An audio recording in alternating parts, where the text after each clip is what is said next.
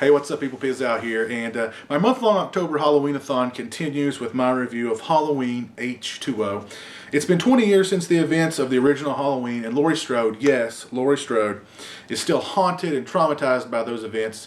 She has changed her name, changed her identity, moved out to the West Coast, and is now the dean of a fancy, preppy, private school.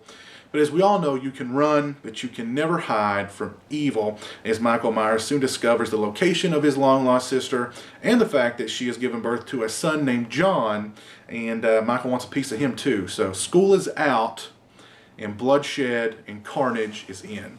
Now, Halloween H20 is memorable for a couple of reasons. The first big one, of course, it marked the return of Jamie Lee Curtis to the series and to the role that helped establish her as the preeminent scream queen of the era and, of course, helped launch her career.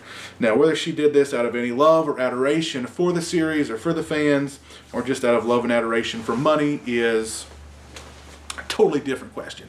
We have to keep in mind that Halloween H20 was released in the wake of Scream, when every film had to be self-referential and witty and full of characters who seemed to be far smarter than the scenarios they were finding themselves caught up in. But it only seemed like a matter of time, considering that Scream was highly influenced by Halloween, that they would eventually, dust off the mask, dust off the jumpsuit, and bring Michael Myers back to life in this sort of film. And Halloween H20 is that sort of film. Now, granted, Halloween H20 is a very well-made film. It was directed by Steve Miner, who directed Friday the 13th 2 and 3. The treatment and the storyline was written by Kevin Williamson, of course, of Scream. You have a very strong cast. Jamie Lee Curtis is great in the film. Alan Arkin, Josh Hartnett, which was his big screen debut. Michelle Williams. You've got a great cast. You've got strong script. You've got a good director. But for me, there has always been something really amiss with Halloween H20. And I've always felt this way, even way back when the movie first came out. And when the movie first came out, it was a big deal. It was really hyped up. It was, promoted everywhere. It was a big deal. And Halloween, this Halloween film was huge. It was huge. But the first thing that really irked me about it was they wanted you to H20, they wanted to set H20 up as a direct sequel to the original, even though it wasn't established that Michael Myers was Laurie Strode's brother until Halloween 2. They wanted you to kind of take H20 as a direct sequel to the original, which meant that 2 through 6 didn't exist. Didn't happen. And that kind of, to be honest, pissed me off, because they did happen. I know, because I've seen them each multiple times. I like them all for the most part. I own them. I spent good money on them. And you want to tell me that they don't exist. That always irked me, just from really the moment go. But I mean, I was able to kind of put that behind me. Now, yes, it is, the Scream era.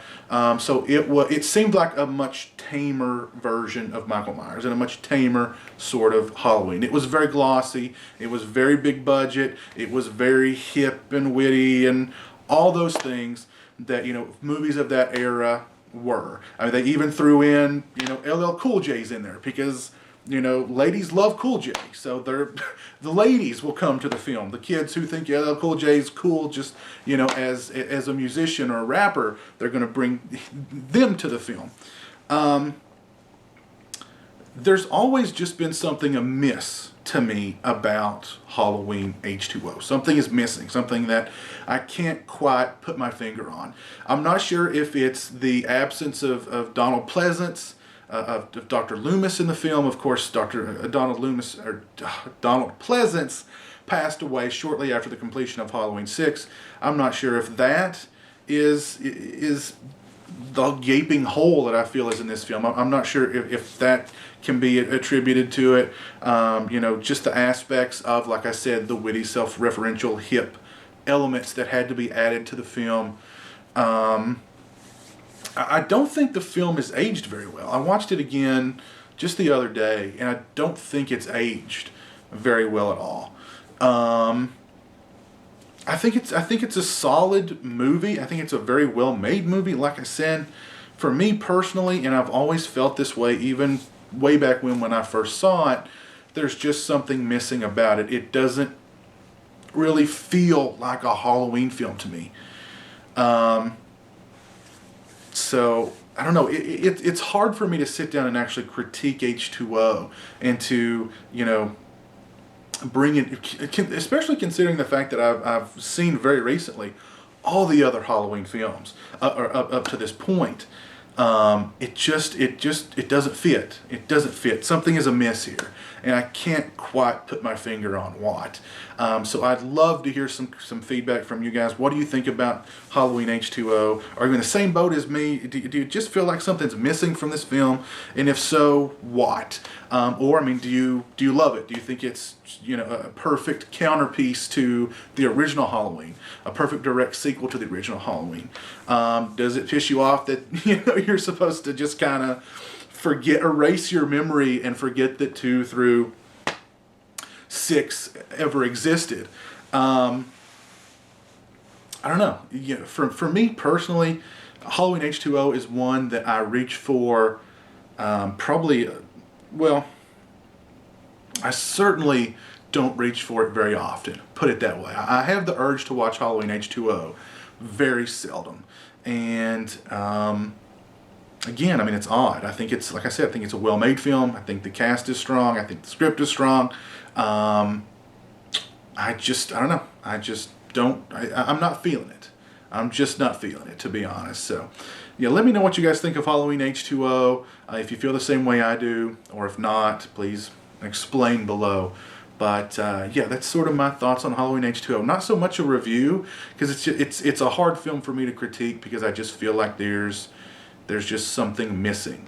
There's just something missing about it. I will give them this. They did at least end the film with one of the most definitive endings in, you know, these kind of franchise, you know, these franchise movies history, really. I mean, I thought that was a little ballsy that they ended it that way. I mean, I always knew at the time, oh, well, they're going to do another one, and if they do, they'll explain this away in the first 10 minutes of the next film, which they eventually did. But I was like, that's actually kind of cool, the way that they ended it, because it's kind of like pretty definitive ending to Halloween H2O. But yeah, I don't know. Definitely not my favorite of the series. Nowhere near my favorite of the series. And yeah, just let me know what you think about it in the comment section below. And until next time, when I bring you guys my review of Halloween Resurrection, which will be very fun to revisit, take it easy. Peace.